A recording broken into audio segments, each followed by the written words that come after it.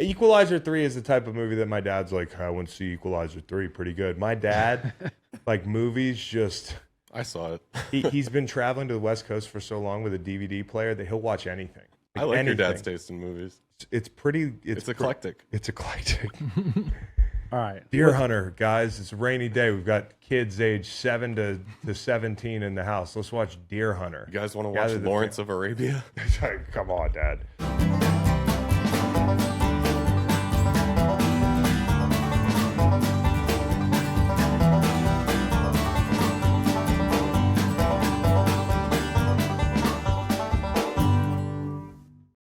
I hate buying tickets. I've been playing my whole life, never had to worry about buying tickets. The ticket part is stressful. The game's stressful. The ticket part's really stressful.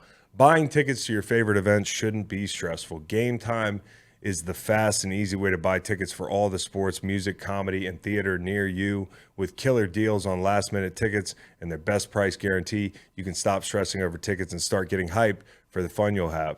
And with the Game Time app, it's easy to find and buy tickets for every kind of event in your area. If I'm trying to see the monster trucks for my kids or Willie Nelson for me and my kids, I can find it all in the Game Time app. Game Time's the place for last-minute ticket deals. Forget planning months in advance. Game Time has the deals on tickets right up to the day of the event. Get exclusive flash deals on tickets for football, basketball, baseball, concerts, comedy, theater, and more. The Game Time guarantee means you'll always get the best price. If you find tickets in the same section and row for less, Game Time will credit you 110% of the difference. Snag the tickets without the stress with Game Time. Download the Game Time app, create an account, and use code GREENLIGHT for $20 off your first purchase. Terms apply. Again, create an account and redeem code GREENLIGHT for $20 off. Download Game Time today. Last minute tickets, lowest price guaranteed. Game day is the perfect pizza day. So make Little Caesars the official pizza sponsor of the NFL, part of your game day. Order online during our Pizza pregame 1 hour before and 3 hours after NFL kickoffs, plus all day Sunday. To have your NFL game day covered, choose your favorite Little Caesars pizza or pick the toppings you crave. It's a pizza win. And speaking of winning, everyone scores with convenient delivery or our in-store pizza portal pickup.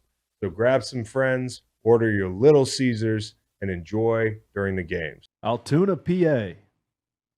Hello. Why? Why? Uh-huh. Remember that receiver? Mark Duper? No. Yeah, I don't. Tecmo. Yeah. Oh, Tecmo Bowl. Yeah? Guy from Altoona?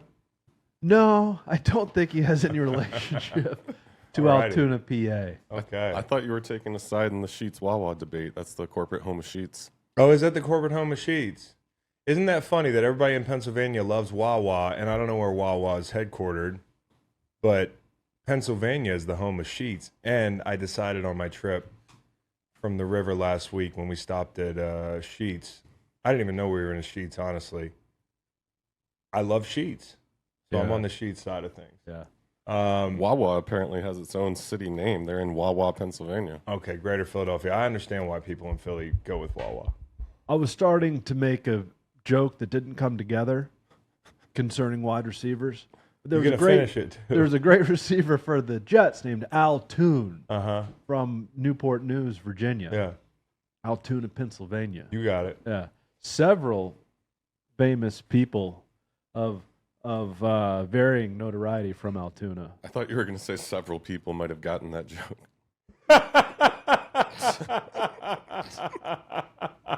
I don't get that joke. Because it's not true.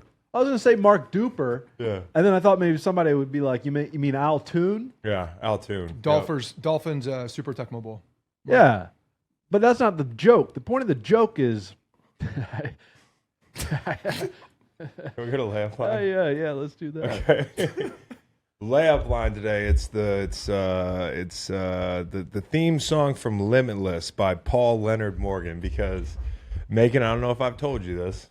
I've kept this a secret from you, but this is day 2 for your boy on Adderall. Wow. Nice. Yeah, and so just a little background. And I know, like, sharing shit like this, some people, it's going to turn into WebMD in the comments. People are going to be like, this is what you're going to expect. This is what happened to me. It is not a well-tolerated drug. Like shit like that. I'm not going to listen to you. I believe medication works different for everybody. Okay, why I got here. I am diagnosed ADHD. I have struggled with it my whole life. I've done a good job of keeping the ship afloat. And, sometimes you're swimming a lot harder under the surface than it appears, on the surface, that whole duck thing. So I just got tired of it. And honestly, with 3 kids now and the job needing a lot more detail-oriented attention, I said, fuck it, I'll try. I got a low dose of the extended release. And yet, for some people, this might be TMI, but I want to let you guys in on this because, for me, so far, so good. Are you filling out like blue books and shit? You're doing the SATs and whatnot? No, I thought I woke up yesterday so nervous because part of the reason that I've always been resistant to taking medication or anything like that was because I didn't want to lose my true self. I didn't want to feel like I wasn't myself. And I'm also afraid of seeing the world through everybody else's lenses. Speaking of that, shout out to the gal who sent us some lenses from Nashville. Jennifer, thank you so much. Thank you, Jennifer. We love you, Jennifer. Thank you. I never want to get a peek into what perfect looks like and then have to lose it for some reason. Maybe I didn't tolerate the medication well, or I've heard that it might wear off a little bit and then you got to up your dosage. I'm still nervous about all that stuff, but I can honestly say yesterday was a pretty illuminating day. It was subtle. It didn't change my personality. It didn't change who I was. I don't think you guys thought I acted any differently. But we got focused on those game breakdowns. We got in here and fucking broke down games. You were here earlier. We got in here and broke. Well, part of the reason for that is Tuesday's getting easier, so I'm not up till 3 a.m. on Tuesdays. You were pretty kind. Was I kind? Yeah. Yeah. I think of it like a windshield. I'm not usually kind, huh? It could be worse. Let me tell you. I think of Adderall as so far a windshield for my thoughts. It just deflects all the stuff that usually is constantly competing with whatever I need to get done. The problem with ADHD is you walk into a room and there are 14 things pulling at you. Mm-hmm. And for me, that's exacerbated because of who I am here and who I am at home. And just, I have an inability to say no. So I always, this. One day you showed me a picture and it said you can't be everything to everybody all the time, and I was like, yeah, that's true. What's up. I'm not saying that's what made me take Adderall, but I last night got home, thought it had worn off. I went out to the porch. I had heard that Adderall negates the effects of marijuana, and I didn't even crave it yesterday because usually, smoking a cone for me is a way to zone everything else out. It's imperfect. It's not the perfect way to do it, but it's worked for me. I get home and I'm like, okay, it's worn off because they say this extended release is 8 hours. I go out on the porch at 10 o'clock to roll up some Blue Dream, and I'm hitting half the cone, and I'm thinking, fuck. 2 things I realized. Number 1, people might be right because I'm not high. And number 2, this stuff is still kicked in at 10 o'clock at night. How am I going to sleep? Well, 2 minutes later, the buzz crept in, and it felt like I was high on HD. I told this to Matt last night. I felt like I've been a MacBook Pro my whole life on 7 brightness, and they turned it up to 10. I walked in the house. I laid down with the dog, who usually lately I don't want anything to do with, and I'm petting the dog, chocolate lab by the name of Willie. I got a brown hooded sweatshirt on, and when I tell you, this familiar feeling hit me, but I haven't felt it in a long time. And I don't know if it's just the amount of things I've been juggling in my life for the longest time, or my thought patterns getting to where they've gotten, but I was able to focus in on the dog. The dog was the same color as my hooded sweatshirt, and I was just checking that out. Yeah. You know what I mean? I would never just check that out. Yeah. I just sat there. I had nothing. I walked in my closet, and usually my closet bothers the hell out of me. It's disorganized. The flannels are here. The suit jackets are here. It's not up to my standard. I'm constantly dissatisfied with my closet. I walked in, Macon, and I was like, I have the perfect closet. Wow. Without adjusting anything. Without adjusting anything. And I think for me, what it might do, now I understand it's the first couple days and people say the euphoria of it wears off and all that stuff, but I'm on a pretty low dose. And I'm sensitive to medication, caffeine. I can't even drink coffee. So that's another thing. This gives me the boost of energy and focus through the day. But when I got home, what I realized was it allows me to be more easily satisfied because I feel like there aren't a million intrusive thoughts. Like, for instance, why are the flannels here? Like, for instance, all your underwear is not the same. Like, for instance, there's 5 items on my dresser. They're bothering the fuck out of me. I never take care of them, but they bother the fuck out of me. They didn't bother me last night. So all in all, so far, I am hopeful that I can be like Bradley Cooper and Limitless the rest of my life.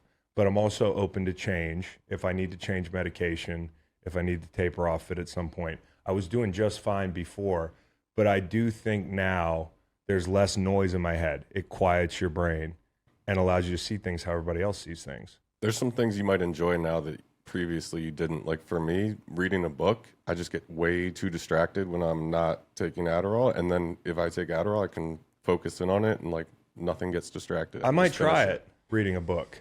I don't know about that. It says here constipation and decreased interest in sex. So far, not true. Okay. All right.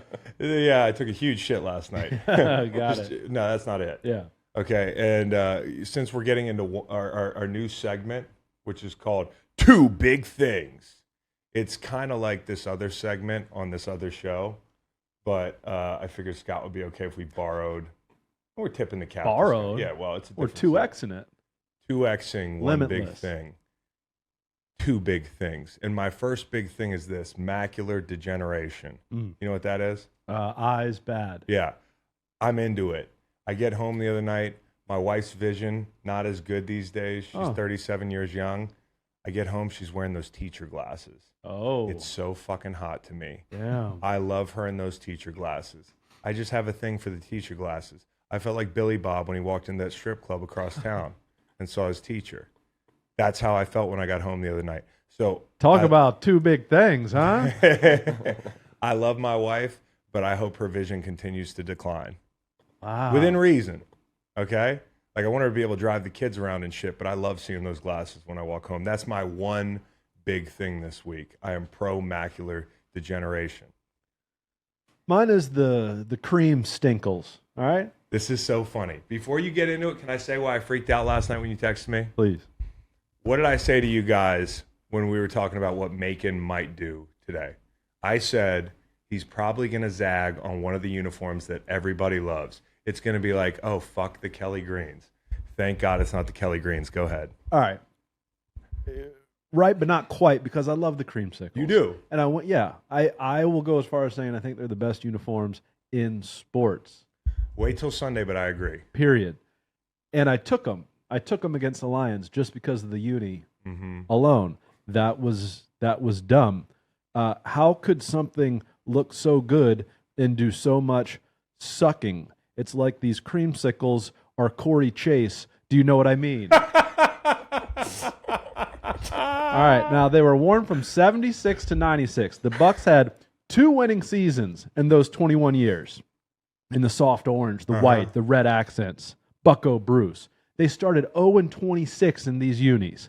They went 100-23-1 in these unis. That's 31%. Last team to wear them, 96. Listen to this. Tony Dungy, Mike Shula's the OC. Yeah. Monty Kiffin's the DC. Yeah. Dilfer, Weldon, Milanovic, the quarterback room. The who's who. Where was Al Toon? Remember Eric Rett? Yeah. And are we saying that right? Because it's Yeah, I think it's Eric Rett. E-R-R-I-C-T. I think it's Eric Rett. I think it's Eric Rett too. Yeah. But I would love to talk to his parents about Yeah. E-R-R-I-C-T. Leading receiver on that team. I said receiver. Yeah. Mike Allstott. No way. 577 yards. No fucking way. 65 receptions on 81 targets. Now listen to this defense. Derek Brooks, Hardy Nickerson, John Lynch, Warren Sapp, Reagan Upshaw, Chidi Ahanatu, Oh, that's a good one. Donnie Abraham. Yeah. That club couldn't even win in these unis. Yeah, you're right. And these great unis. You're right. Not a good start for them last week. Once they lost the unis, 5 out of the next 6 years, they went to the playoffs, including a Super Bowl. They've brought them back 5 times since 96. They're 1-4 in those games, including last week against Detroit. Okay, when did John Gruden and Tony Dungy enter the picture in Tampa Bay? Tony Dungy is at least that 96 team. So I think there are some other things that occurred too, but I don't want to put it all on the uniforms. Like, I don't want to dissuade them from wearing these bad boys. They're beautiful. Well, Baker Mayfield might agree because he claimed the offense needed to play better. Yeah, no question. We'll get to that in a little bit as we preview this. Todd Bowles Sunday's said the action. team was a little sluggish off the bye. They Yeah. weren't blaming the unis. They lost to the Panthers in 2011, really bad Panthers team in these unis. Lost to the Saints in 2012, really bad Saints team. They got one win in 2009. Josh Freeman, the Creamsicles, lost 4 in a row after that. Creamsicles. That might have been the start of the curse of the Creamstinkles. Damn, dude. Damn. 2 big things. All right, I'll give you one more big thing. Did you hear my take yesterday? Yeah, I heard your take yesterday. I mean, I'm not totally serious, and that's the concerning thing about putting out a real good social. Like, a bunch of people that don't know you all of a sudden. I walked in yesterday, I'm like, holy shit, I got an idea. I was driving over here watching these fans at SoFi slipping all over the concourse because it's soaked in beer. It's not a safe playing surface. We need to talk about playing surfaces. But we also need to talk about an opportunity for the NFL to turn adversity into an opportunity, which is, of course, the oldest trick in the book. If you can do that, you got a whole nother revenue stream now. And, of course, if you didn't hear the social and you only listened to the podcast, this was my take. Get these fans an outlet. Send them to the corner of the stadium. It could be the FanDuel cage, whatever it is, and have them fight. Now, 16-ounce gloves, Megan. I don't want anybody getting hurt. I don't like seeing the blood in the stands, all that stuff. But fair fights, one-on-one, we can bet them. Somebody in the comments of my Instagram post said yesterday, this isn't ancient Rome. We don't need this shit. Well, are you speaking for the other 175 people who commented? Because you're the only one who doesn't like this idea. This idea is a stone-cold lead pipe lock for another stream of income for the NFL, as if they need more. I think it'd be way more palatable for people than Taylor Swift at every game. Let's make a run at this thing. And nobody gets hurt. They're 16-ounce gloves. They're like the big boys. Macon, I know you hate fighting. Don't you think from a business model perspective it's actually a good idea?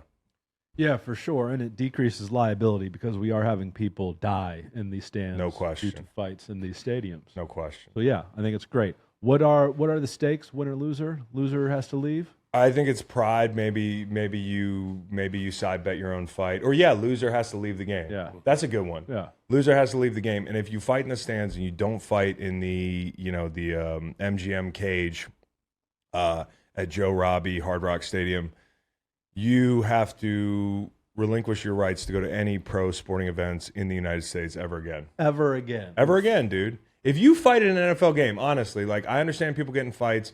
Fights have been happening. And on a serious note, because it sucked yesterday, because I think like once like ML football or what's that account? Yeah. JPA I football. think. Once JPA football came out with the tweet, I was like, oh, here we go. They don't even share the video. They just quote me. And it makes me sound like this bloodlusting meathead. And I'm just trying to have fun with it. But these fights have always happened. And I think it's almost like anything in society. Yes, the world is getting worse. Incrementally, every year it's getting worse. People are losing their fucking minds. But stadium fights, when I was a kid and my parents, my dad played for the Raiders, my mom would be careful about bringing me to that stadium, to Oakland Coliseum. I mean, certainly we weren't going in the black hole, but even going in the stadium and sitting anywhere, it's like pick your poison. Like which section, they all have their pros and cons. You're probably going to see some violent shit. It's always been that way. There's always been fights at stadiums. I think now the difference is we can be in 32 stadiums at one time any day of the week because everybody's got camera phones. And this shit sells. Like a month ago, people were like, I love this shit. But a guy died, which has always been a possibility. And it's actually happened before at like baseball games and stuff like this. People are fighting at non-contact sports.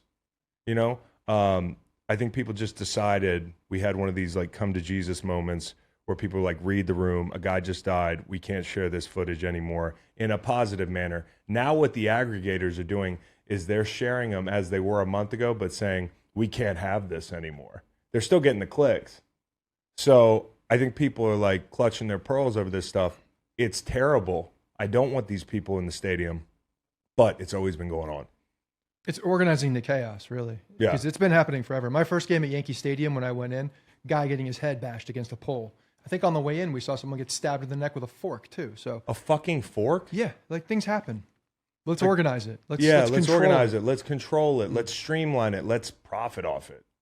And the guy who was like, this is an ancient Rome. I'm like, buddy, have you looked around at like what's making money right now? We've got YouTubers fighting. Mm-hmm. We have the rough and rowdy barstool stuff. We have a bloodlust for MMA. Like lately, people are into this shit. So it's going to move the needle. It's probably never going to happen. The NFL's never going to do it. But at some point, they said gambling wasn't a possibility. Now they've leaned fully into it. I think by 2030, we have cage matches in some dystopian NFL future. Well, you remember Prohibition? Yeah, dude. Now we have beers. Exactly. Which is And that's really fueling these fights. Yeah. So, Three big things. three big things. Oh, I got one little thing one for more you. big thing. I got one little thing for you. Okay. Shane Beamer. Yeah, I heard about this. You sent me the Feinbaum clip. Pick on somebody your own size. You know, Shane? Shane's a little guy. What do you do? He kick something? He kicked a Gatorade cooler, broke his foot. Shit. That's too bad. Soak that in some mayo. That's right. Last big thing, softball team. I know we put a moratorium on talking about it with you in the chair, but Ed. softball champions. Congrats. The B League, for sure. I mean, we weren't in the majors, but I think we could have made a run at the majors. Look, anytime you're playing a team in the first round that has 3 former UVA baseball players and a former VMI, those are D1 players, baseball. The VMI guy, Oh, he was hitting moonshots. Italian Stallion, that guy. Yeah. I was very stubborn. I was going to I push didn't him even no want my matter what. wife to pay attention to the game. Yeah. Just a tall, dark, handsome guy, Yeah. looked like a cop, and he was just hitting dongs in front of my family.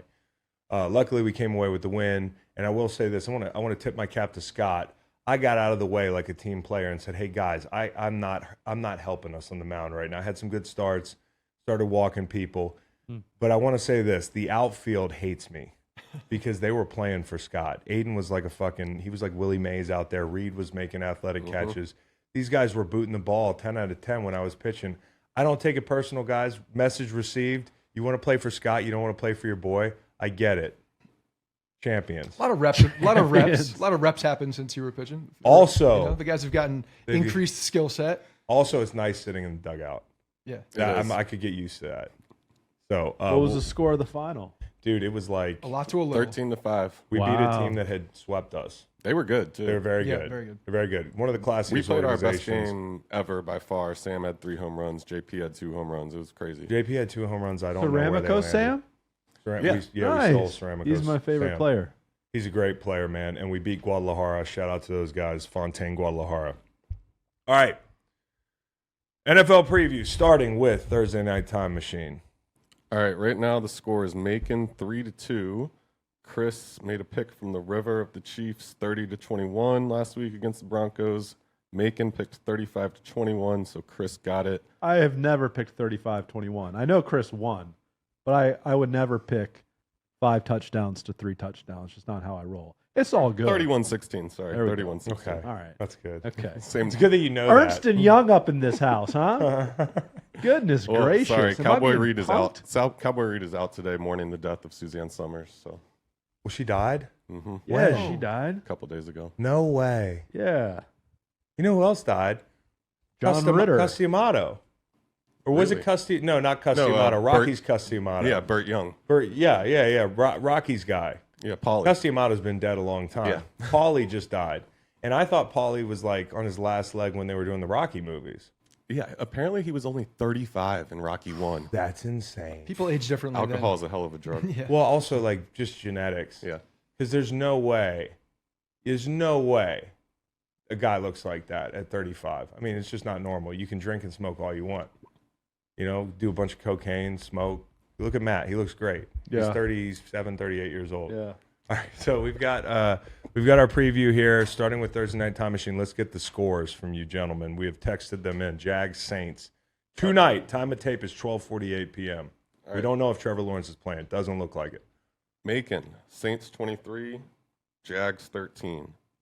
Chris, Saints 20, Jags 18. I love the spot I'm in. So Yeah. Saints by 6 would be a push. Now, what else did I text you in there? Oh, he wants. You said if you were playing the game, you would have picked Saints 5-0 or something. This like is that? him in a Yeah. nutshell. I'm just saying. You know, He It just is. can't take. Even he's assuming he's going to lose, which is a good sign for He's me. pre-butting the loss. So he likes to, you know. Get out But in I front. did this. But I meant this.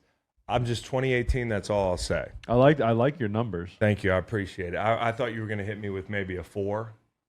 And so we'd push on a 3, and I'd just root for a close game. Tonight, I bet the under. I'm on the under. I bet the under. I bought it up to 41. This was like a day or two ago.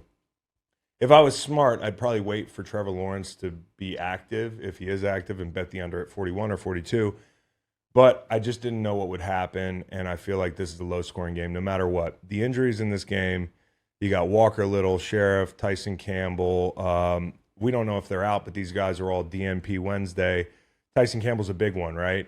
Hurst started last week, and Penning got like quietly benched and then back in the game when Hurst got hurt. So I think that the story here is obviously Trevor Lawrence's health. He said he was optimistic this week, which means absolutely nothing. If I'm hurt, I'm saying I'm optimistic. If I'm playing, I'm saying nothing. C.J. Beathard's the backup. I've seen a few of C.J. Beathard's games. I like C.J. Beathard. I think he can make it competitive. But Doug's been leaning on the run game, which is interesting to me. Top 5 in attempts. Not very efficient there. One thing to point that out would be 6th in yards after contact, but 23rd in yards before contact. So 15th overall despite the commitment. Saints are a top 10 rush defense. This is where it's going to be won and lost. I think getting the ball on the perimeter for them, we'll see how that played out if you're listening Friday morning. But on a macro level, I just want to talk about the Saints offense real quick. I'm going to take my glasses off because this is a serious part of the pod. Whoa, that was fucking cool looking through those glasses for a while. Damn. The wow. Frame. These are really good glasses. Yeah, they're dope glasses. The Saints offense, man. The first thing that jumped out to me, and we were looking at this, me and Nolan, 30th in motion. Okay, and in general, look at the top 10 in motion usage in the NFL. I mean, it's not so much the teams. They're really good teams up there. And then there's the Patriots. But generally, you've got McDaniel, Reed, Shanahan, McVay, Smith, Munkin, Slowick, Ben Johnson, Kellen Moore. Those are the guys in the top 10 when it comes to motion. So, I don't know what the opposite of a canary in a coal mine would be, but in a good way, if you're like a canary, flying high in a blue sky. We're out of the coal mine. Yeah. So this is a situation where you look at the teams in the NFL that are using motion. I've complained about the Eagles not using motion. They're still very good offensively. But Carmichael, if you talk to Saints fans right now, and I know you guys are listening, you guys and gals, you've had enough of this guy. And it does feel like they're running an offense from 2006 or something. I don't know. I know it's West Coast. I know you've got some issues up front. But the red zone and drive killers, I watched Houston in plus territory when they played Houston. The minute they got in plus territory, no answer for the blitz, no hots. The spacing is fucked up in their passing offense. I mean, they are spacing for an athletic quarterback who can tuck it and run when you see man looks. They're spacing to clear people out. It makes no sense to me. We've complained about this all year. It'll be interesting to see how it plays out tonight because I think their one hope is to block up this front. If they can get Josh Allen blocked, there will be some shots. And Jags run a lot of cover 3. You got to take your shots, okay? The seams, the corners, and Carr, man, in general. We'll see how he plays tonight, but he has not played well in the pocket with pressure. He's got happy feet. And this is kind of like a poorly constructed offense if this is how he's going to play because there will be pressure. And as good as Loomis has done in drafting big bodies, the hog mollies, Penning is a miss. Nothing personal to the kid. That's I know he's physical. Miss, it's a painful miss. They gave up. It's a painful miss. So, especially when you're bringing in a veteran quarterback and you want him to be upright and protected, and he can't really move. I mean, he's athletic relative to, a lawn deer, but he's not some fucking Dak Prescott kind of guy back there. So Sunday slate. We got to tear it up. So we got it tiered up. We went with what? Denzel Washington films. Yeah, Matt was like, maybe we could do movies tomorrow. I'm like, that's going to be a lot of movies to choose from. It's still a lot of movies to choose from. And it's also hard with Denzel. He's got 45 movies, as you point out. But it's hard to put something in the middle tier because even his middle tier is really good, right? Yeah. The third tier was pretty easy for me. But the first tier, easy as well. The middle's tough. So when we get there, I'll let you know. But last week, I really liked y'all's call on boats. and I just want to point this out. You made tugboats mid-tier. I appreciate you guys giving tugboats some love, but they should be top tier. I'm a big tugboat guy. When I heard the pod, because I listened to the pod, Thanks. it's you guys talking about tugboats being the O-line, D-line of the boat kingdom, dude. They do the dirty work. That's it. Who wants to pull that mega yacht? Right. You know, he's getting all the glory. Yep. You know, fucking, it's some hot shot quarterback. This is All right, but they do have these vessels yeah, that literally like a fighter jet can land on them. aircraft carrier. Yeah. So maybe better. Is that what you put tier Yeah, one? yeah. Okay. Yep. And did you put Titanic tier 3? Pumpkins were tier Oh, 3. you gotta be kidding me! I hadn't sank yet. Yeah. Oh fuck! You just looked uncomfortable. It was uncomfortable. Not the most comfortable boat. I'd rather be in a tugboat. All right, tier 1. I put tier 1 as Flight and Training Day. Those are my 2 favorite Denzel movies. Great That's my choices. tier 1. What'd you Great guys go choices. with? I went with Unstoppable, which is incredibly underrated. Oh One of yeah, the best Rosario movies. Dawson. Yeah, train out of control. It's great. The train is out of control. It's speed, but with a train. Yeah. So it's faster, Better. but it's not hotter. Rosario Dawson is elite, Yes. but she is not 96 Sandra Bullock. She's not 1996 Sandra Bullock. I'll give you bro. that. I don't know that I've seen any of these films. Probably not. Respectfully, I'll go 93. Julia Roberts, Pelican Brief, huh? You put Pelican Brief one? Okay. It's a good one. It's a good movie. Haven't seen the movies. You haven't seen a lot of Denzel movies. Nah. That's wild. Go outside some. Like Inside Man, I think I've seen. You're Inside Man. So it makes sense that you've seen Inside Man. There are better Denzel movies, I'm telling you. I just look for titles. I'm like, Inside Man. Yeah, you're like, That seems suits awesome. me. Yeah, I'm like with that. All right, so Dolphins at Eagles. Dolphins Sunday at night. Eagles. Eagles favored by 2.5, 52-point total. Oh, I got like a whole intro here. go ahead, intro us in. God damn.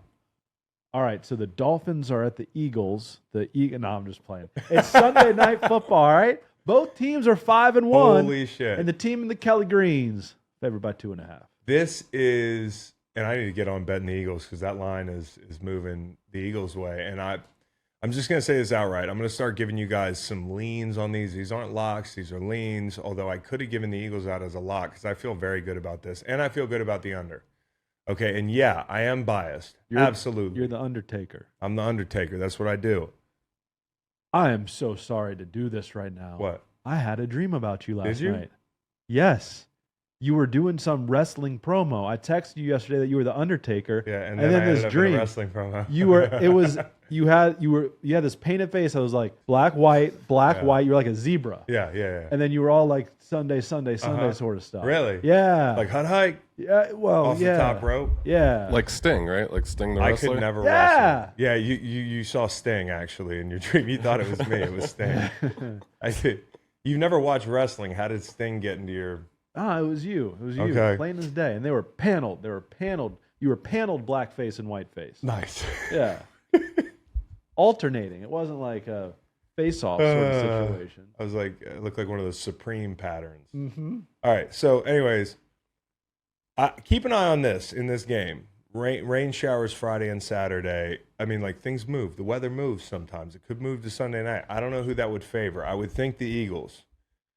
But all in all, there's a lot to be frightened about if you are the Eagles because I've said this all year. I think the Dolphins are an elite football team. Like they are a contending football team. They're scary, right? Like they are rolling in both phases offensively. Like, and in fact, lately I feel like they're more of a running team, even though they've been racking up the passing yard. Is when they got to have it against some of these bad teams. They want to, like, there's just less that can go wrong pounding the rock. And so Mostert out of the backfield.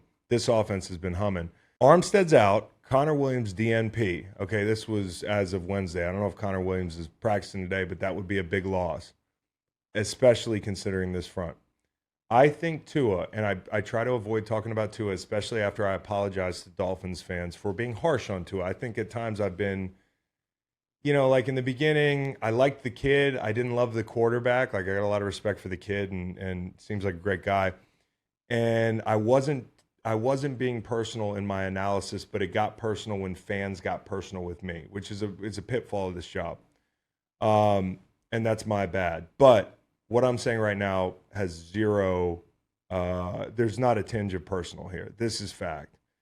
When Tua is clean, he's as good as anybody in the league in this offense. When he's under pressure, he is just a guy. Okay, that is fact. You can argue with somebody else on that. I'm not going to argue with you. The facts back that up. And as a defensive lineman, I think the reason I'm always, I don't know, I think I'm always a little bit easier on quarterbacks who can make plays off schedule because I used to rush them. And I know that, like, ideally in the games that I played in, you're going to get pressure on these guys. And so Tua, under pressure, 40% completion rate, 48 passer rating. He's 27th in the league in that statistic. And you know who he's sandwiched between? Mac Jones and Zach Wilson. So you got the whole AFC East there. I'm not saying that's who he is, but if you pressure him, it is exactly who he is. So great quarterback, has had a great run. When he is pressured, he doesn't look like he does when he's clean. And you could say, no shit, anybody that's true for. But the delta between the good and the bad is huge, and that's why we looked up the rankings, so you get a relative idea of who he is under pressure. That's who he is under pressure, okay? So great quarterback, but if you can get to him, it changes. And with Jalen Carter coming back, the Bills' pressure was from the edge. You can really affect a shorter quarterback by caving the middle of that pocket and having cleats on his cleats, having his platform be interrupted.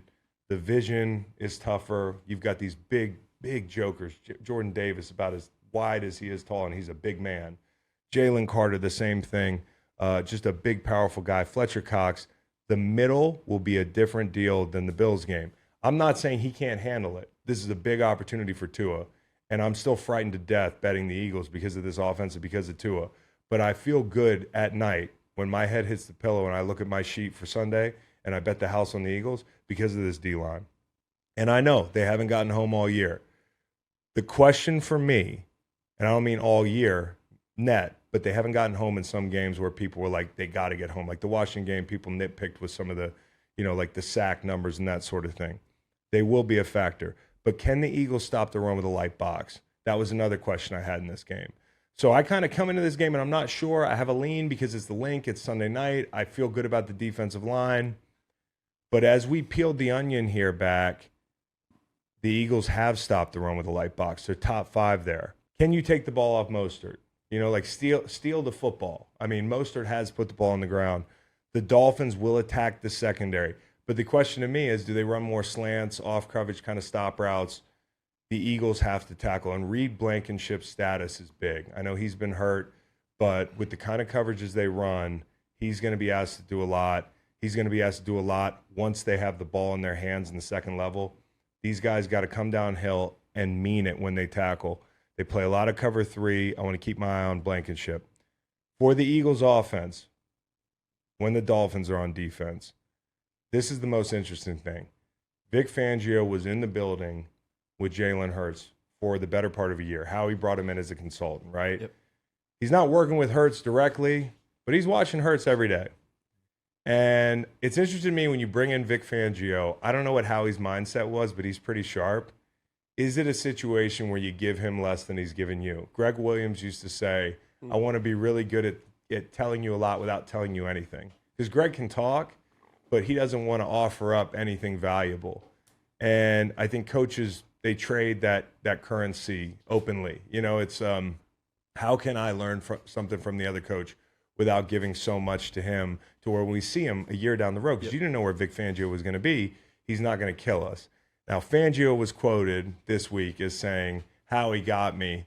They didn't give me anything. I gave them everything. Of course, that means nothing. That's like Trevor Lawrence saying I'm optimistic. Mm-hmm. Right. It's like Wink Martindale saying he's not sleeping at night, which he probably wasn't. But, you don't always say what you mean to the media. So that's going to be a big question. And I think Jalen's done a nice job against the coverages he'll see. I mean, we looked it up. Cover 6, he's very good. Cover 3, very good. The type of, coverages that they run where they're going to make you earn it down the field and that sort of thing, he's very good. Now, I want to see more quick game. I want to see more intermediate stuff. Last week, they threw the ball in the 40s, and it was like, where's the quick game? If it wasn't a dump off to DeAndre Swift because the run game wasn't going, where the fuck is it? So I said this last week. Jalen Hurts took a lot of shit. I'll say it once more. I don't think he played bad in that game. Not to the degree that people think when they look at the box score. 2 out of those 3 picks, not on him. You look at third downs he made in the beginning of the game. The guy played out of his mind in some spots, and A.J. Brown helped him out. This week, I think he has a better week. The Eagles have got to they've got to find the run game. They've got to get the quick game going. And does Lane Johnson play? That's a big one. Xavier Howard, DNP this week with a groin. Devontae, DNP with a hamstring. It is Thursday. I don't know where they're going to be by the end of the day. But Xavier Howard will be a big theme for me in this game because you've got a bona fide number 1 in A.J. Brown who you want to take away, right? So remember the Bills game. It was like Kohu on Diggs the whole game. And people were like, what the fuck are they doing? Why don't they switch? Why didn't Howard travel? And Fangio said, with where we are as a defense right now, that's not what we do. And I don't know if it's just not what he does or if he didn't feel good about the matchup, but this week it's going to be interesting to see. It would be great if you had motion in your offense. We talked about that with the Saints. Eagles are like 32nd in the league. Why don't they? It could be because Jalen likes a static look. And that's not to take anything away from him as a quarterback, but he might like his pre-snap look to be static. Like, you guys were going through the rankings of teams that use motion. It was like all the best offenses at the top, and then Eagles 32nd. Like, They're the outlier. I would just think that would give the defense too much freedom to adjust their own look right at the end of the play. I bet if you look back at New England, they ran a lot of motion that game. And I don't think it worked out for him, and it might have scared him off it, right? So I'm not sure, but I kind of feel like he likes things static. If Kohu's in the slot, you got to take advantage of the size mismatch. I think Goddard's a great player. Get him the ball. Eli Apple on number 2 is huge. So I think this is going to be a really interesting ball game. It's a big test for Miami. If you look last year at what they did in primetime games, and these are, again, the facts. This is what – Miami's a contender. They're scary, right? But sometimes when they play a better team, the offense isn't as scary. I'm just like last year, Cincy, 15 points in primetime. Obviously, Tua got hurt in that game, but they didn't have it rolling before he got hurt. Pittsburgh, 16 points in primetime. Chargers, 17 points in primetime. They played great against the Bills, an opponent they knew. They came back. They played even better under the lights up in Buffalo. If you count the San Francisco game, which was a 405, 425, big spot game, 17 points. So all I'm saying is if the Dolphins want to go where I think they're capable of going, this is the game they have to answer the bell. Because so far they haven't done that in these big primetime spots. And this is going to be the link. It's going to be rocking. I think it's going to be a tremendous game. I do lean Eagles. I like the under. Eagles -1 and turnover differential in large part due to last week, 4 of them. Dolphins -4. Eagles have the second-ranked offense at 395 yards a game. Dolphins are number 1 at 498.7, 103 yards clear of number 2. And they're both so good, and they both can pound you, and they can air it out. And they're 2 of the teams that have the most complete offenses in the league, right? So, and they do it very differently. Like their run concepts are different, their personnel is different. You know, the Eagles' offensive line, you take that 10 out of 10, right? And that shows in the run game. But the Dolphins have been able to figure out a way. McDaniel has done a great job of, without adding a ton of pieces. He has added pieces. But this year in the offseason, they were like, let's fine-tune who we are. And I think they did it without changing personnel. And I really admire him as a coach, and I think they're doing a great job. Philly fans could have a dilemma for themselves on Sunday night. If Game 6 happens in the NLDS, they'll be playing at Arizona at the same time. That's going to tell you a lot, bro. CS. NLCS, thank you. That's going to tell you. They'll tell you. Baseball fans, man, here's the thing about when you play football in a town and you like the other teams in the town, you've signed up to have to watch every game. Yep. You know, like I was tweeting about the Monday night game the other night. People have multiple screens. The Phillies are hitting dongs, and I'm tweeting about fucking, Dak Prescott off platform. Why aren't you watching the Phillies? It's like, and guys, I just want to give you a piece of advice. If you want me to like you, only if you want me to like you, don't tweet at me, why no Phillies game? I might be watching it. I also don't know how to tweet about baseball. Like, what do you want me to say? Another home run. Both stadiums are going to give an updates on the big boards too, so you're going to see both the fan bases at the individual stadium go nuts when there's an update for each team. That'll be fun to watch. What are you picking if the Jets are playing a big one and the Yankees are playing a big one? If it's postseason, I'm 100% going to the Yankees. Yeah. Well, I think a lot of people in Philly are going to be watching this Eagles game. The As weird as Detroit that is. basketball Lions Yeah. are at the Baltimore Ravens. Ravens home from London after beating the Titans. Lions are wrapping up a 2-game road trip. They've won 4 in a row. Since the Ravens moved to Baltimore in 96, Lions are 0-3 against them, falling by an average of 26 points. Oh, can I just say something? That last game's the Book of Eli game because you can make Tua effectively blind if you just cave the pocket. Like, he's not going to know what he's looking at. But careful, Eli won 2 Super Bowls. I know. And Eli, at the end of that movie, could, like, suddenly see. It was one of the worst Denzel movies, in all honesty. I had it as my low tier. There's a lot of We'll come plot back to lines in there that I'm just like, wait, he couldn't see, now he can see? Like, I don't know. Maybe, you know. Oh, here you whatever. go. Hey, Ravens, remember the Titans? Well, you got the Lions up next. That's good. Actually, I have this game as the deja vu game because I think the Ravens win it on a long field goal. Ooh, I'm pulling a push. little page out of your book. Well, it might be a push, but I'm probably going to buy it 2.5. Okay. You know me. All right. I lean Ravens, though. Whether you want to bet them or not, I might just bet Ravens money line, parlay them with somebody. I also like the under here. I just feel like it's that type of game. And a lot of it is because, like, Detroit is going to be playing left-handed again. So Montgomery was out for a large portion of that game last week. The run game is something they could lean on every week. I mean, they ran for like a quarter mile on the Packers a couple weeks ago. Packers played that game out of phase, right? They threw the ball a billion times. You know, Aaron Jones, I think, was out, and they ran the ball 11 times. You know, Baker Mayfield last week. We'll talk about that in a couple, but they're playing that game out of phase. Like, the Lions have their toughest test thus far in general, dating all the way back to Chiefs game. And I think in some ways, considering how they are right now, I think this test might be tougher. You know, because the Ravens defense has been tremendous. We'll get into that in a second. Detroit, what's the offensive line look like? Big V, he's been out. Montgomery's out. I think the Ravens match up well. So when you talk about styles making fights, and we talked about why Jim Schwartz might be able to play pretty well or coach pretty well against Shanahan's offenses. What do Shanahan's offenses do? This, back and forth, motion, eye candy, wide zone, a ton of shit they throw at you. But the reason I think Jim Schwartz's defensive lines play well against that group, and McCaffrey was out for a lot of the game, is because they penetrate. I mean, that's what they do. They don't read keys, they go. And that's the reason the Ravens had a really nice game plan for them offensively, is because they mixed in gap scheme stuff, traps, stuff that would influence those rushers to get up the field, and then they're creating seams. Now, this week, you have to create horizontal seams. And because this is a flat playing group, they want to play a flat wall across the board. Matabike, those guys, they've been really good. Now, the one thing, if you look at the tape from last week, is they gave up a lot of explosives. I think 5 for 101, 14 for 28 on the rest of the rushes. So they were killing those guys in London. Derrick Henry got out, away from Matabike. They had another touchdown. They had that touchdown in the red zone that went for about 15. Matabike's not on the field.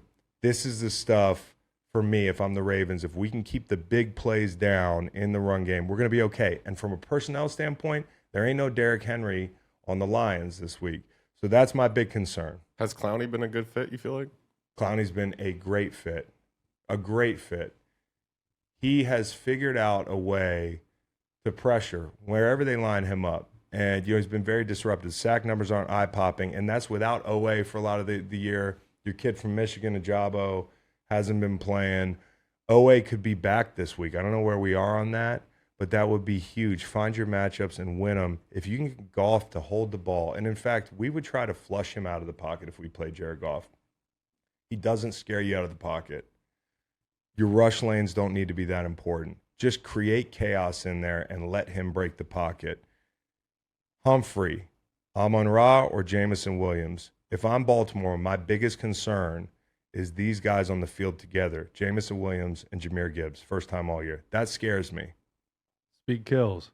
The J.K. Dobbins injury was, I think, has become more of a bummer in hindsight because the skill positions leave a little to be desired. Lamar's the leading rusher again. Yeah.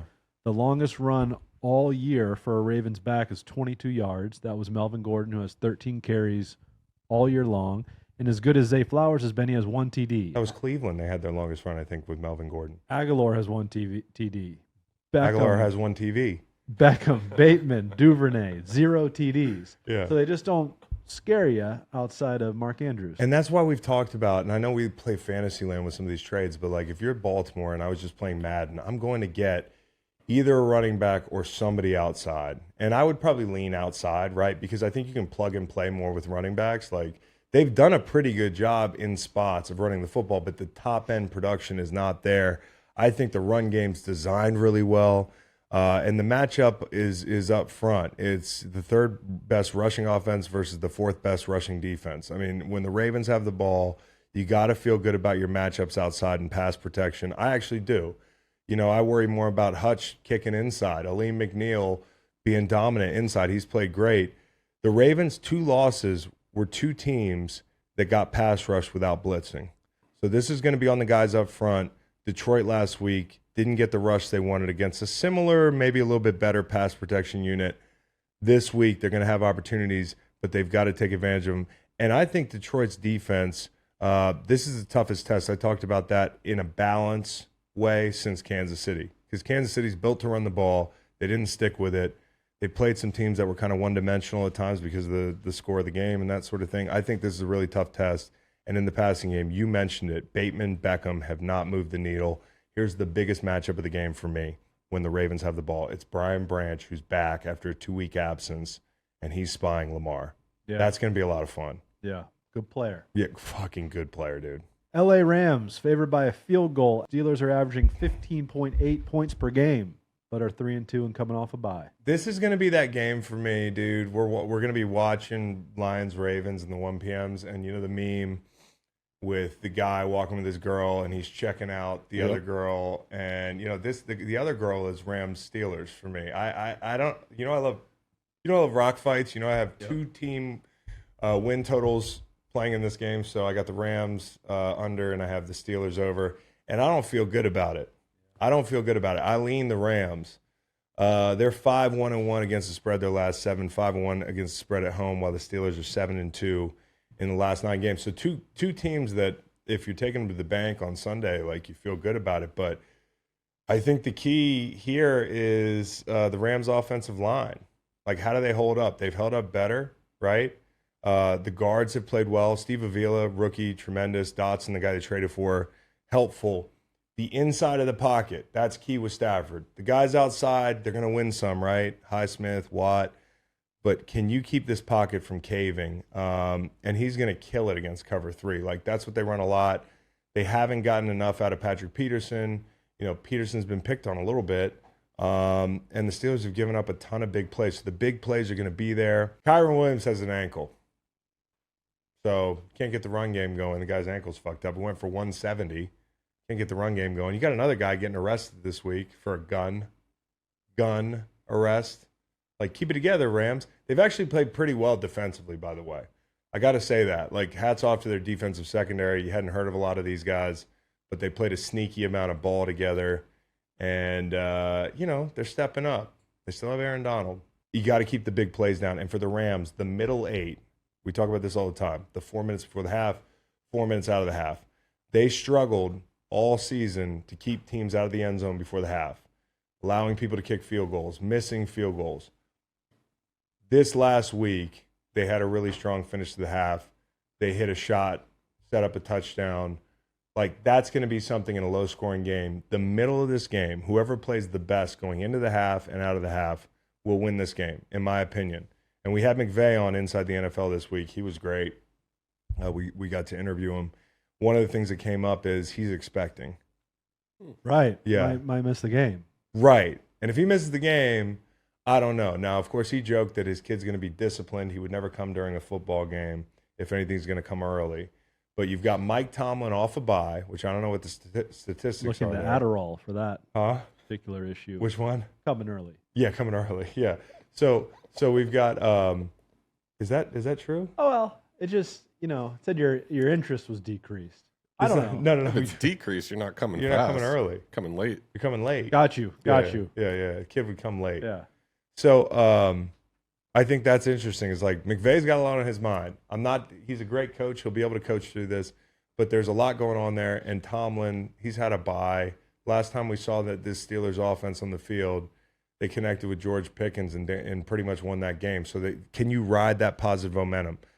You got Deontay Johnson back. Find an identity. They keep sticking with Matt Canada. At some point, let's fucking change a little bit. 28th all-time meeting between the Steelers and the Rams. They got you twice, C-Long. Christmas Eve 2011. It was 27-0. Yeah, I know, dude. And that game kills me because I'll never forget this game. I had 13 sacks. My dad had... In one game. That's got to be a record. No. That was a Saints game. I had 13 sacks on the year. It was my best year, and everybody reminded me all week that me and my dad were tied for the best marks of our career in one season. And we get out there in the first quarter, and I dog the tight end, and I end up on Charlie Batch's back, and I missed the fucking sack, dude. I just missed the sack. Could have had 14, the whole thing. I don't remember the score of the game. That was par for the course for us. Charlie Batch, that's a name. 27-0. And then the second time we played was like 2015. I finally got Big Ben. I had fantasized about rushing Big Ben because every time I see him, he's just extending plays. They got the ball out in 2.1 seconds that week. That game was 12-6. 12-6. Can we call this the equalizer game? Aaron Donald seems like an equalizer. Oh, yeah, no question.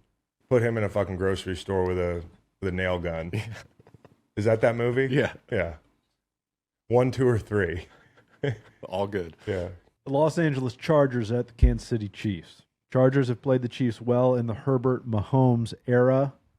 LA, though, 2-3. Kansas City, 5-1. Chiefs are favored by 5.5. They have always played these guys well. I mean, down to the first game, I'll never forget Herbert having to step in there at the last second. I think that was the Tyrod Taylor shot game.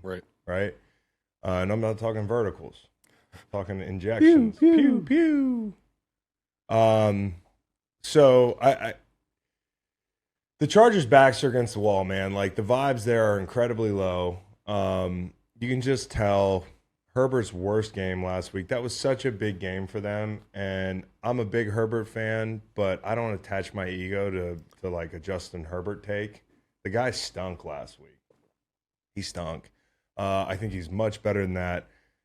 I don't want to give him excuses. He did keep the Taylor Basati thing under wraps. Like maybe 2 years now he's been keeping it under wraps. He's been getting some wins. He can hide an injury.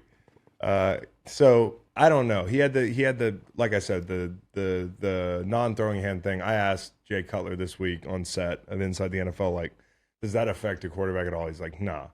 So his accuracy was off. I mean, like missing Keenan before the half. You remember that shot he missed him on? Missed him in the second half. These are like 2 touchdowns.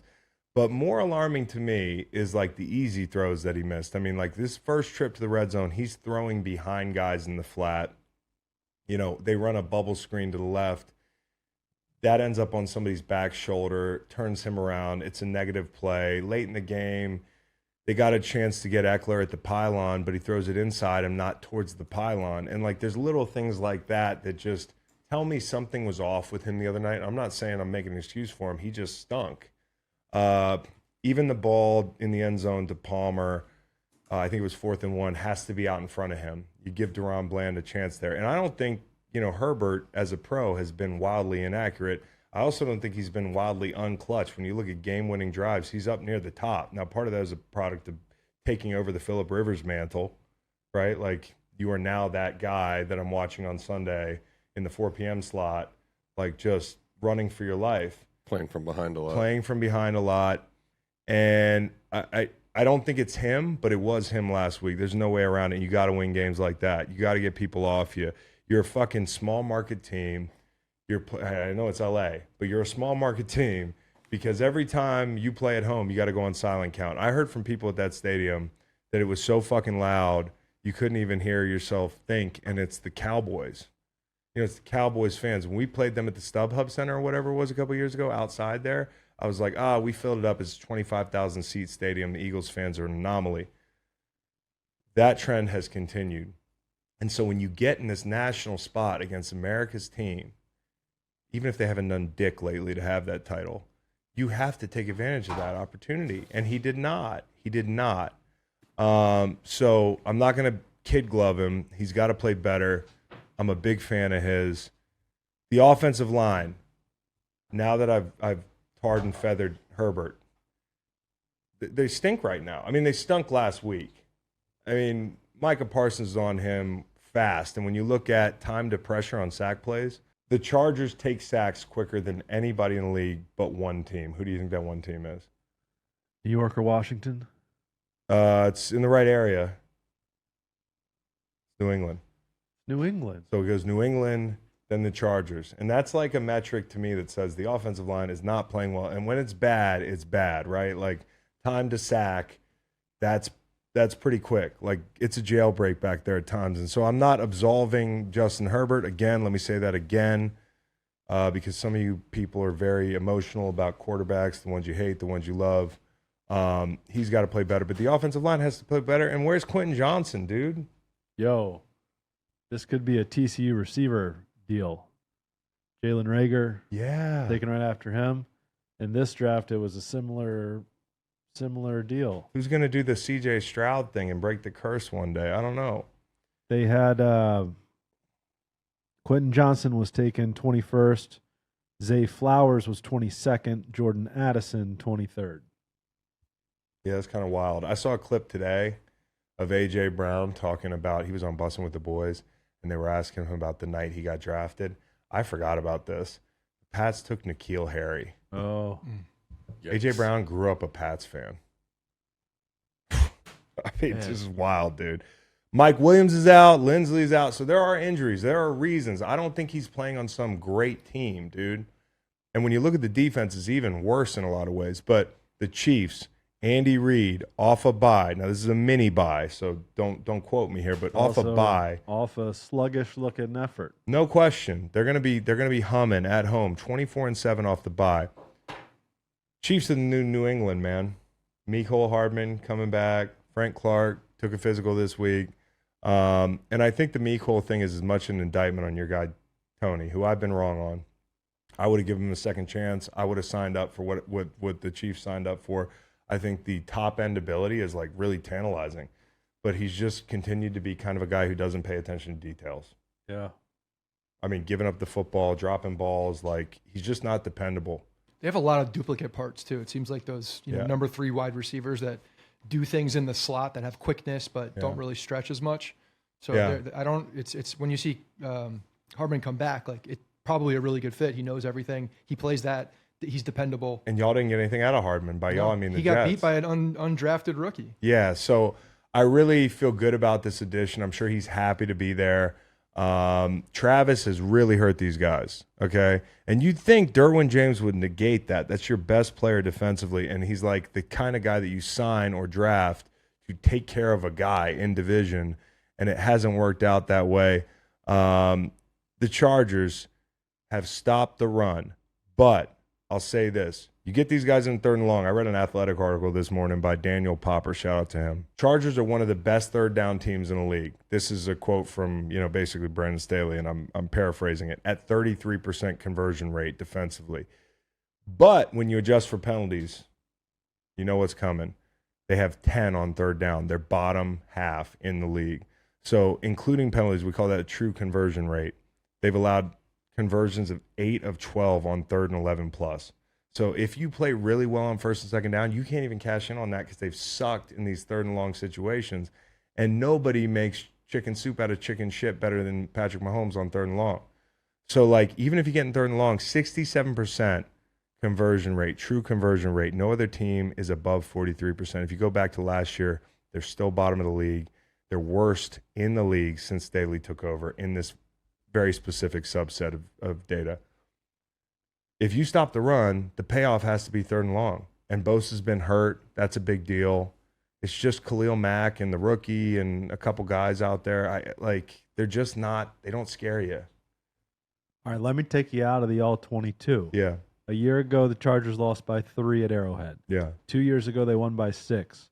And 3 years ago, They won by about 1 million. That was Herbert versus Henne in Week 17. Mm-hmm. So sometimes you got to throw out the records. No when question. When you have the divisional opponent. And honestly, I don't know what the line is because it's 5.5.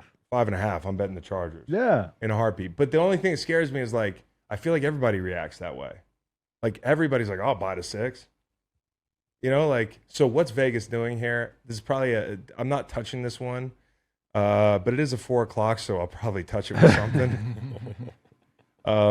75% of the bets on the LA Chargers. Yeah, so I feel like you kind of, and they are in that combustible space where like if something goes really wrong and they get fucking blown out, Spanos ain't gonna do this. But I got to speak plainly. Like this is the coach.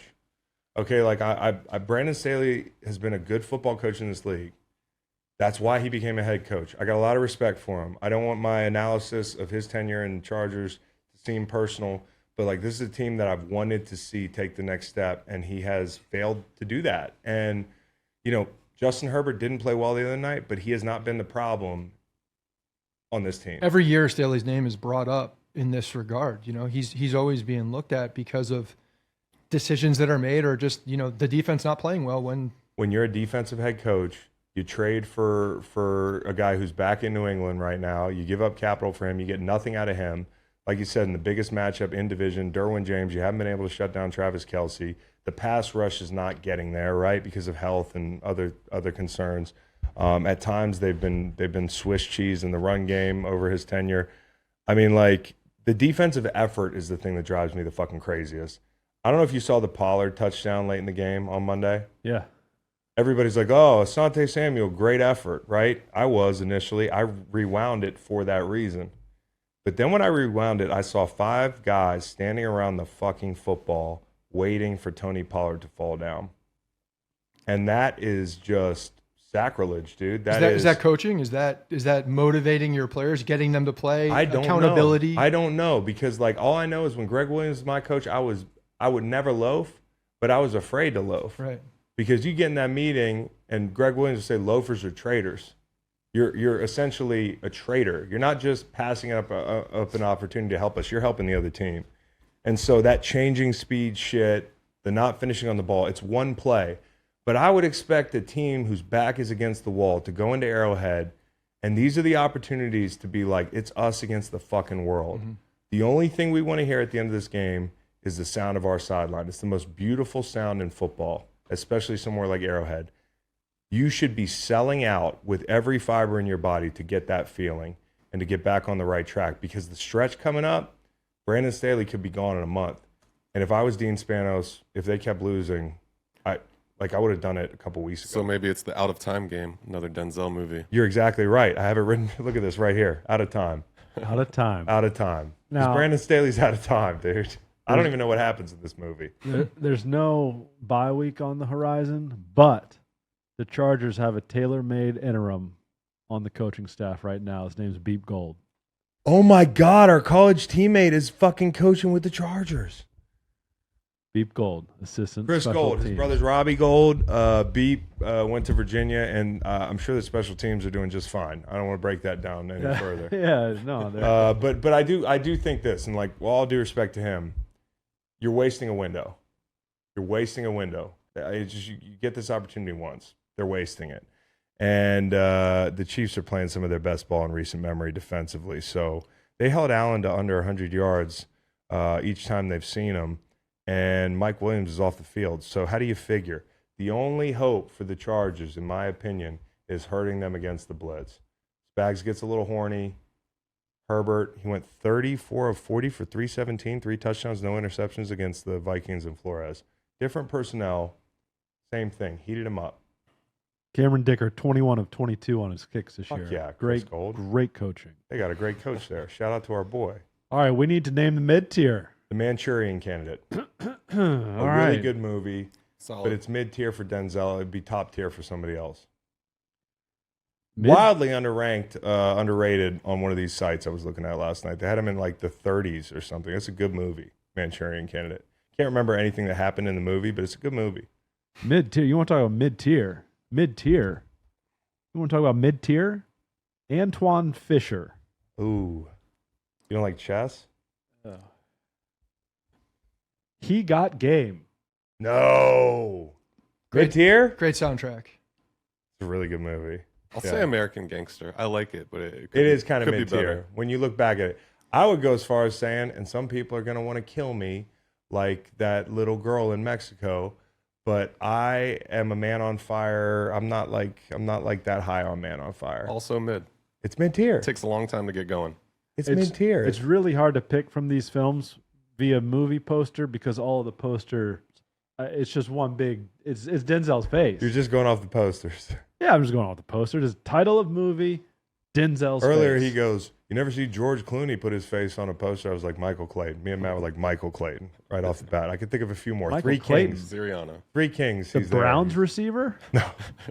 Michael Clayton. Yeah. What about the Equalizer family? All yes. the same film. I think the firstborn was pretty good, but then it was just a bunch of fuck ups. Right, exactly. So I think in aggregate, Yeah. they kind of cancel out. Yeah, and you it's stack definitely them, but- mid tier. Yeah. Equalizer 3 is the type of movie that my dad's like, I wouldn't see Equalizer 3, pretty good. My dad, like movies, just I saw it. he's been traveling to the West Coast for so long with a DVD player that he'll watch anything. I like anything. your dad's taste in movies. It's pretty. It's eclectic. It's eclectic. All right. Deer Hunter, guys. It's a rainy day. We've got kids age 7 to 17 in the house. Let's watch Deer Hunter. You guys want to watch Gather the Lawrence of Arabia? Come on, Dad. All right. First of 4 in the Manchurian candidate We'll tier. move through the Manchurian candidates a little faster. The Atlanta Just some good Falcons games. are at the Tampa Bay Buccaneers. It will be October 22nd on Sunday, and it will be just the second true road game for the Falcons. Bucs look to bounce back after losing to the Lions last week, 20-6. I love the Bucs. here. Love the Bucs. Love the Bucs. It's I love them. I love them anyways. When you take into account what happened last week to them, I really love them because they floundered in that big spot. Yep. And I think fucking Detroit's really good. So that's a tough spot for them. But if you want the Bucs to be a playoff team, those are the kind of games you got to show up bigger in. They missed their shots. You know, that was it. I mean, like in a game like that, you miss your shots. You miss the pick backed up that got tipped. You saw that one? Yes, I did. Evans is gone, dude. Yeah. That's a touchdown. That's a 95-yard touchdown. They missed him before the half. They missed in the beginning of the fourth. They can't run the ball. That's probably the biggest issue with this team. If you want to look at this team down the stretch, even if you get over the fact that it's Baker, which I think, I don't know. I'd rather have Baker than Desmond Ridder. I would too. The issue with this team is they can't run the ball right now. And it's not like it's kind of like they built this team without the expectation they were going to be good. It's like Right. they forgot how solid the bone structure on this team is. Like the bones are good on this team. They're built up front. They're playing stingy defense in both phases. Fucking the offensive line protects well. They're a good unit. They've got a bona fide number one. Before the season, Todd Bowles had best odds to be first coach fired. Now he looks Same thing with pretty Ron secure. Rivera, right? Yeah. He's up Yeah, there. they and were they're- up there. Looks pretty secure in my left foot. Punting with 11 minutes to go, down 14. 14. 4th and 2. I mentioned that on Monday. I've thought about you. For fuck's sake, Todd Bowles. I mean, Todd Bowles is going to Todd Bowles, but they don't have like okay, and this might be unfair. This is just observational. But when the run game doesn't get going, I like to look at like quick game options outside. You know, like I like to look at gadgety type guys, which by the way, Mecole Hardman, he's going to be their gadget guy. Like that's a big deal that they have a dependable gadget guy. You have Zay Flowers in Baltimore. You have these shifty little guys. You can get the ball on the perimeter and like your run game, it's like an Oklahoma drill with 3 little guys. Like that's the way I think of it. You know, it's like one-on-one, receiver blocking up a DB. Let's get the run game going out here. And they can't do that because, again, the team's not built this way. And so tons of RPO. This is really telling. Top 10 in RPO percentage usage, but bottom 5 in returns. That is because of the run game. You're not moving people's eyes. You know, think about the RPO. You want to manipulate second-level defenders' eyes. Open up windows in the passing game. They're not able to do that because the run game stinks. And so last week, their average third down was 3rd and 7+. So this is a week you can't live there. They're 26th in motion, but it all comes down to Desmond Ridder. And this is like the thing where it's like you keep putting candy outside your door on Halloween. I'm going to come back and take some more. You know, I'm just going to keep coming back. And so as much as I like the Falcons, the other day I talked about this. If I had to pencil somebody in for that last playoff spot, in Atlanta. This is assuming that Arthur Smith has any autonomy at all in making this decision. I feel like it's the Falcons. But what has to happen is Desmond Ridder has to play a lot better, or Taylor Heineke's got to enter the game. So I like them. I like their chances for the playoffs. The reason I'm so hard on Desmond Ridder is because the team is good enough to win. If Desmond Ridder were on a bad team right now, I would say, yeah, play it out. Let the guy develop. But he was supposed to be a veteran presence. And for a couple weeks, we were talking about turnover-worthy plays, and people were like, what is that stat even? Second half of the London game. Second half of the Washington game. That's what that stat is. Those are turnover-worthy plays, and people are catching the fucking ball now. So I'm worried about that part of it for the Falcons. The Bucs defense, good in both phases. And to make it even worse, Ridder 21st against the blitz, 20th against man coverage. It's just not a great matchup. Now, if they go in there and win this game, I'll be impressed. I'm a big body language guy, and when you're not playing well on the field, you better act like you're, disappointed or doing something, or, into the game still. And Ridder does not give that. He looks lost. He's arguing with people. It seems like people are yelling at him.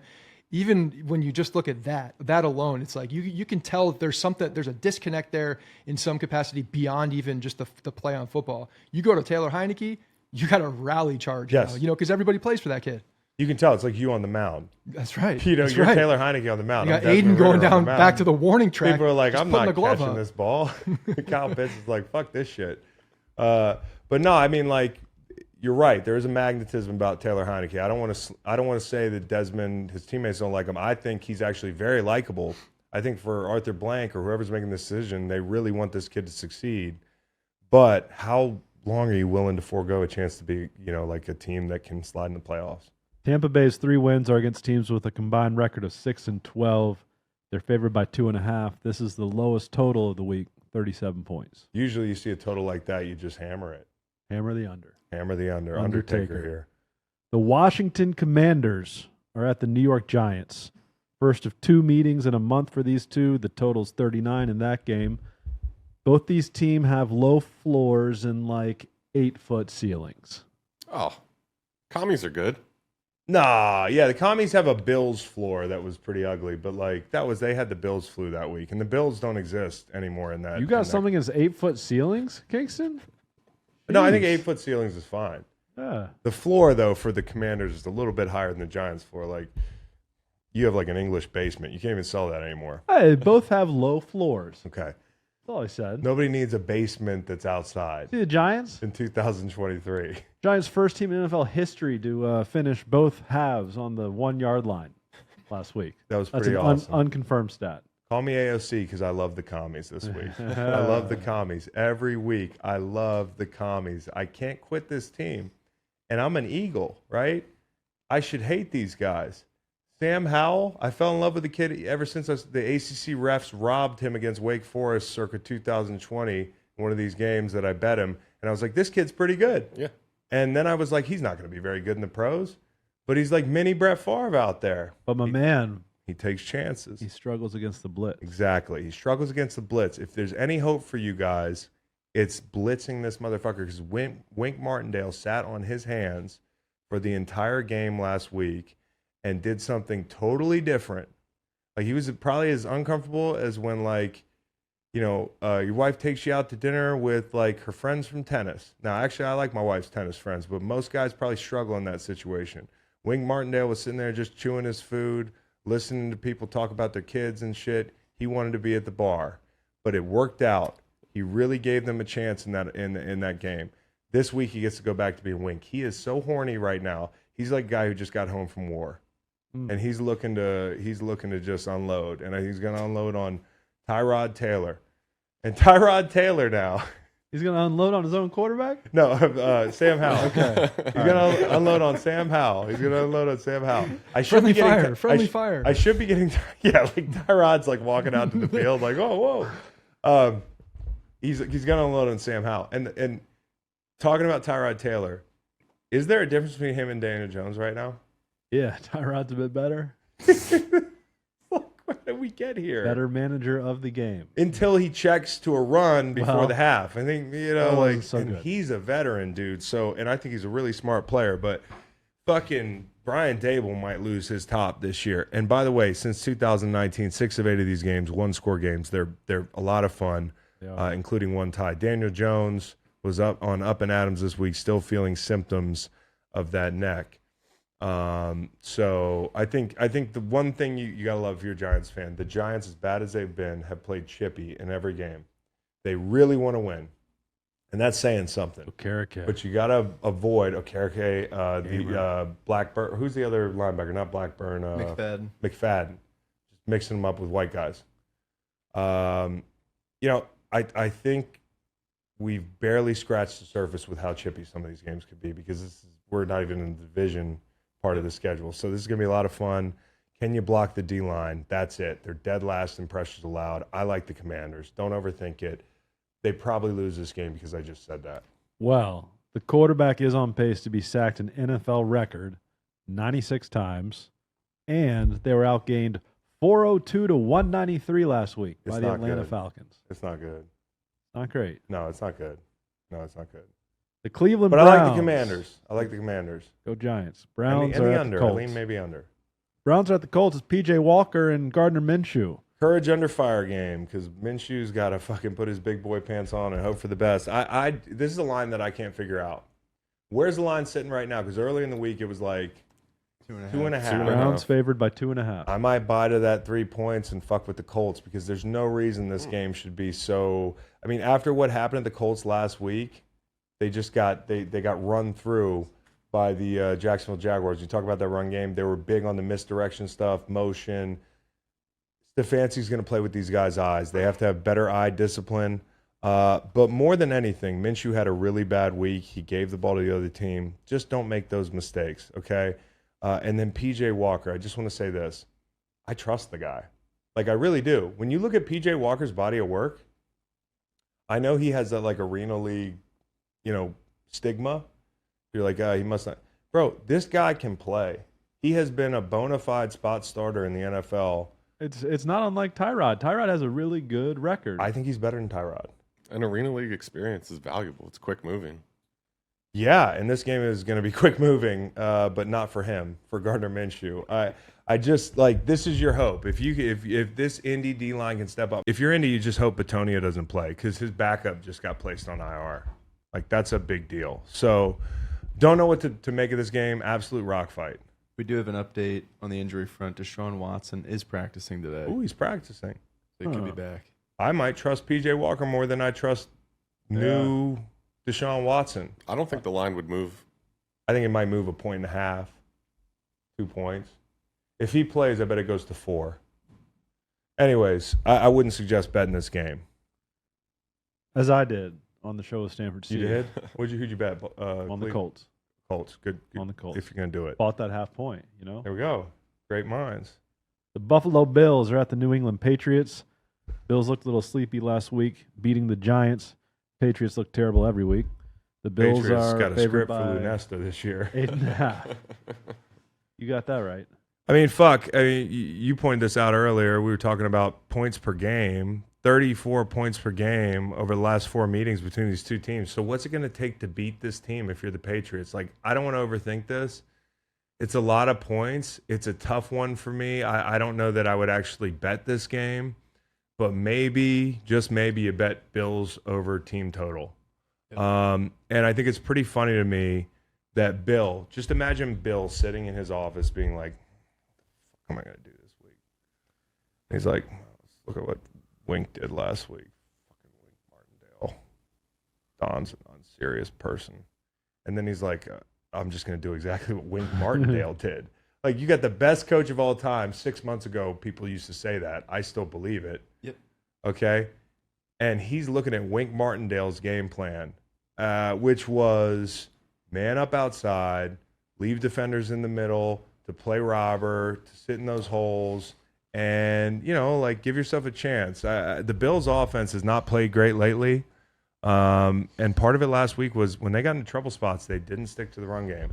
I would look at that this week, and I still would bet the team total. 24.5, pretty high. It is high, but how have teams been playing against the Pats? They look great. Look at those totals. I mean, I think the Raiders almost hit that. The Bills are not playing well offensively, but this is a get well week. May I say something? You can say anything you want. I love Stefon Diggs. Oh, I love him. And I think the tantrums are genuine and good. He loves football. He loves winning. He wants to win. Yeah. But also, it's like I said after the Dolphins game, you know the hot crazy scale that people talk about? Yes. Like, I don't know how that axis works. My wife's hot and cool, so I don't have to worry about that. But hot crazy, especially when she's wearing the glasses, hot crazy is like it's Stefon Diggs. If you look at the tantrums, you're like, I don't know. But like the hotness, he's not in the no-go zone. He's not in the danger zone. He's in the date zone. He might be in the wife zone. Yeah. Okay? Yep. Because keep going down on this hot, crazy matrix. But if you're familiar with it, that's the way I think about wide receivers. They're all going to be a little crazy competitive, and they want to win. But for some of these receivers, it's purely about them. It's about their targets, about their touches. I believe Stefon Diggs is a great guy. He always wants the ball because he wants to help his team win because he's a fucking competitor, and I agree with you, Meg. Let me read you the top 10 in receiving yards as of right now. Yeah. Adam Thielen is 10th. I know.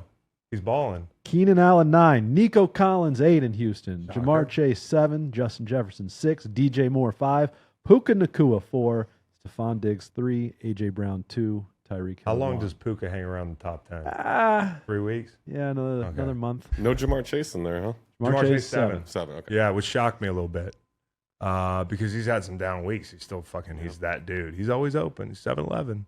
By the way, RIP to the 7-Eleven on Ivy Road here in Charlottesville. That was a But bummer. Oh, 40 countless years. tins of dip illegally there. Now that the whole thing's shutting down, it was nice because I think it used to get carted. Just a great one-stop shop for everything you need. No doubt. And it's always open. Yep. Not anymore. Except for now. Yeah. It's Always open until Except they're for not. now. Until it's boarded up. So- Never again open. All right, we're into the tier 3, which is virtuosity for me. Virtuosity. That's a good pick. It's the Forgot about that one. virtuosity tier. I thought you were going to go Remember the Titans. I don't really like Remember the Titans, but Virtuosity is a movie I have no interest in watching over again. Do you guys just watch every movie that's been made? Mm-mm. If it's got Denzel Haven't in seen it, I'll watch it. Casablanca. Okay. Queen Country. Didn't care for that one. Magnificent Seven was not good. All right, let's get through Preacher's these wife virtuosity games. Let's get through these All virtuosity right, we got games so can Packers brand at codes. Broncos. Packers favored by 1, total 45. Combined records are 3-8. Feels like a big old game for Jordan Love, as most quarterbacks are expected to feast on this. Yeah. defense. Yeah, and that's the thing. It's like you've had a long stretch of time to prepare. It felt like 2 years ago they got run out of the gym by Detroit. LaFleur's a good coach. Jordan Love, I think, can be a good quarterback, but this is a big one. This is the league's worst defense. Expect to see the Packers firing on hopefully all cylinders. Don't come off the bye slow. They've started slow in games. Well, listen, Aaron Jones practiced a little bit on Wednesday. Yeah. It's a hamstring. A.J. Dillon is a great number 2 back. He's a great change of pace back. I feel But like he's when in the you're doghouse. when you're trotting him out there for 3 downs, he just doesn't have that pop. I feel like he's in the doghouse. That's my only explanation. So Green Bay, really good passing defense. Broncos haven't run the ball well. I like Green Bay here. And the Broncos are catching one at home. This doesn't seem trappy from Vegas. It's just like pick your poison, you sick son of a bitch. Enjoy the game. Packers Sorry, coming off Reed. the bye, right? So they should have a little extra rest. Yeah, no question. Broncos averaging more passing yards and rushing yards than the Green Bay Packers. Wild. Wild. The Cardinals are at the Seahawks. Seahawks let one get away in Cincy, and now they face one of the grittiest 1-5 teams that other side of the Mississippi. This spot could turn Geno into a pumpkin. Not to call back to the float last week, but like the Cinderella thing.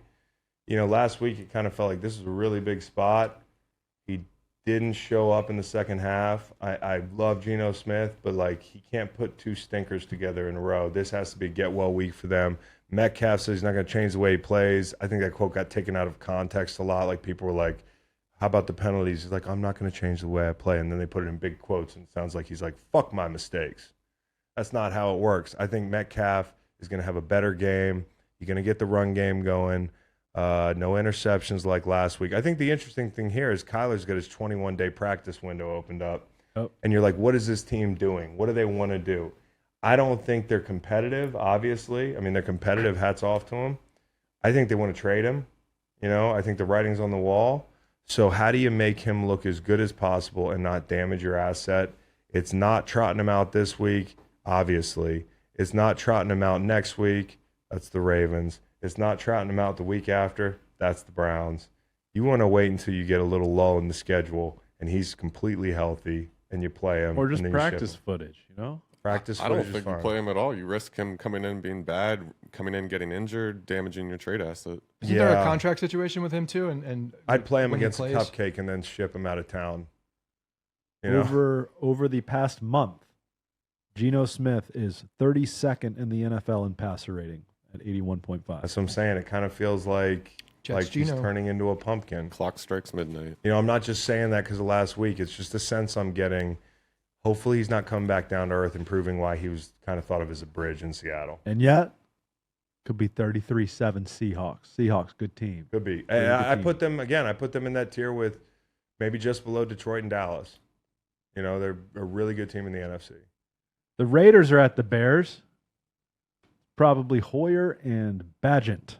Yeah, I watched all Badgin's throws because some of the Bears fans were like, he looked all right. And I was like, no, he didn't. Yeah. It's not going to be enough. If I was to pick who I trust more, the Hoyer / Aiden O'Connell thing, who we thought was Kevin O'Connell's nephew when we interviewed him. Did I ever tell you about those? No. Oh. Somebody in here told me that he was maybe related to Kevin O'Connell, and I finished the interview and I was like, all right, coach, what happens when you go to the Super Bowl and Jimmy G gets dinged and it's Aiden O'Connell versus Kevin O'Connell? What are you doing? He was like, heating him up.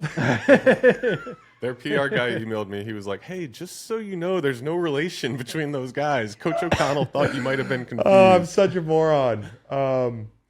Anyways, I trust Aiden O'Connell and Hoyer over I trust, Bagent.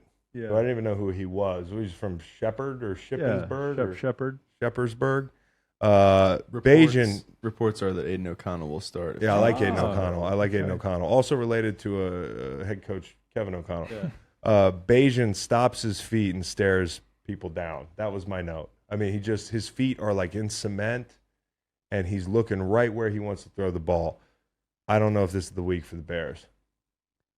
Max, I like the under. 37.5. I like the under. You seem to like unders. I love unders. Yeah, is Look there at an the over? click there. Is there an over you like? Look at the click. That's right. Possibly Chiefs. The overs. I like Chiefs Kansas City maybe, or Chiefs LA maybe, and I kind of like Pittsburgh LA depending on how low that total gets. Okay. Yeah. Max Crosby has been in for all of the team's defensive plays over the past 3 games. Man, he's a throwback. That's what it used to be like. Every Now single everybody's one. fucking rotating. This guy is a fucking throwback. Love him. That's the slate.